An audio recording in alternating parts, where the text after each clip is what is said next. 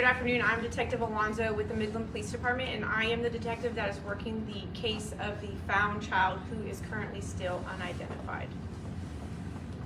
What are some of the challenges that this case has presented, especially with the child being nonverbal? Well, because he is nonverbal, he can't communicate with us. He can't tell us what he's feeling, where he's from, where he came from, who he was living with last. So we actually have no idea where he is from. I know he was able to write his name, or at least what you think is his name, on multiple occasions. Have there been other kind of attempts to communicate with him through certain devices that nonverbal, typically autistic people use? In reference to that, I cannot comment at this time. Okay. Detective, there's a lot of connection to a missing boy in Collier County, Florida, Fort Myers area. Is there any ties to him being missing? Is it the same boy? Do you have any information on that? At this time, due to physical characteristics of the child that we have compared to the physical characteristics that the child has in Florida, we do not believe it's going to be the same child. However, we have obtained a DNA sample from the child here, and we are going to compare it to the missing child from Florida. Can you tell us about his current health as of right now? As far as I know, he's healthy and he's warm and he's fed and happy, as far as I know. How long does that DNA sample typically take to get back? Typically, it could take several weeks. We send our DNA sample out to Dallas, and because they are currently snowed in and no one is in the office at this time, we cannot even request it to be expedited or get an estimated time of how long it will take. At this point in your investigation, you may not be able to say, but is there a part of this investigation that's leaning more towards he is from Midland, or he may be out of state? We have no idea where he's from, ma'am. And there have been no school records that have been able to be traced back to him? No, ma'am, not at this time.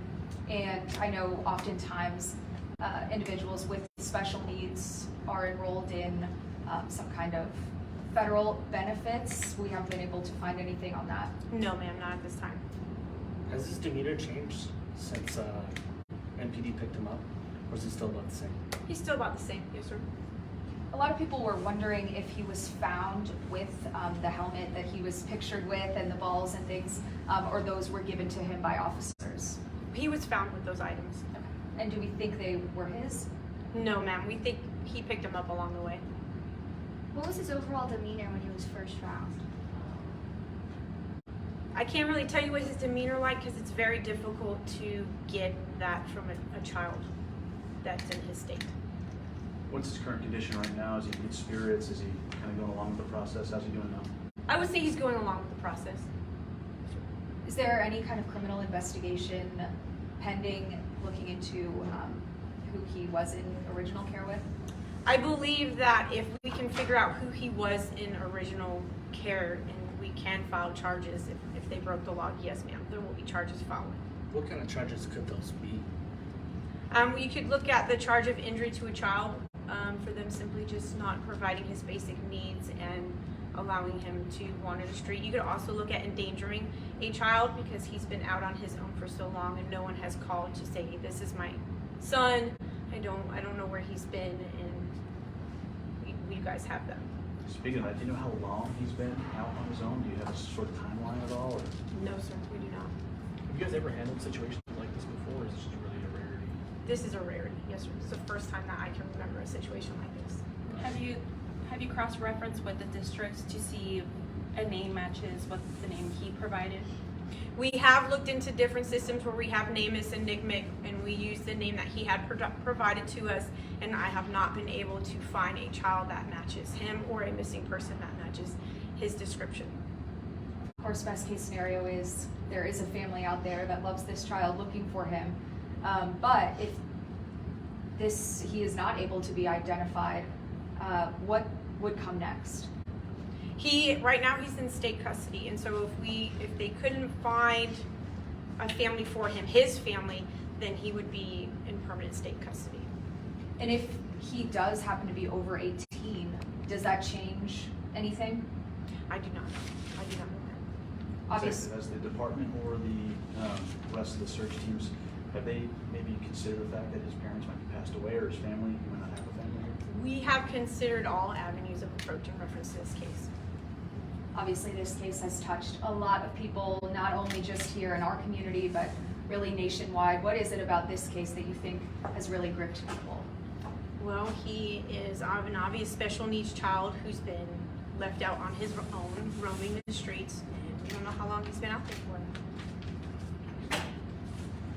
You plan to provide another update for us here in person or maybe down the line with this investigation just to see how he's doing and kind of next steps that you have?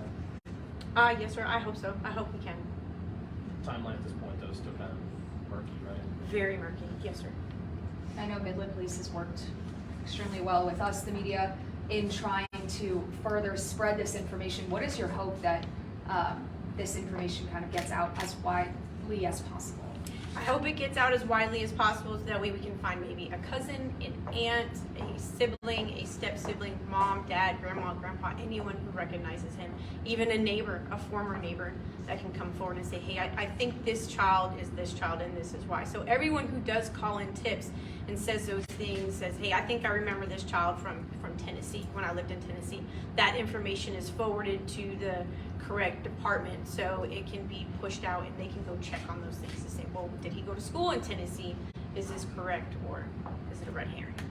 I know a lot of people on social media especially have asked if there are any ways that they can help, because again, this has touched the hearts of a lot of people. Is there anything in place that people may be able to donate? Clothes, money, so on?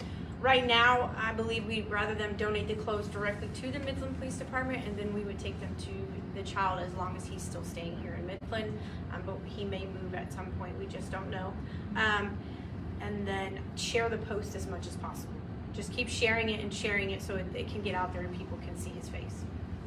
And Detective, just to clarify, you don't believe that he has any ties to Collier County, Florida or anything? At this time, no, sir. Have you been in contact with the Sheriff's Department down there at Yes, all? sir, I have. Have they given you any information at all or anything? We are sharing information back and forth. Yes, sir. Do we have any other questions? Well, since we are asking for the public's assistance in this case, do you mind reminding everyone where and when he was found? He was found on January 29th at 14:11 is when the call came into the Midland Police Department. And he was found in the area of the intersection of Ward and Shandon here in Midland. Thank you so much. Thank you.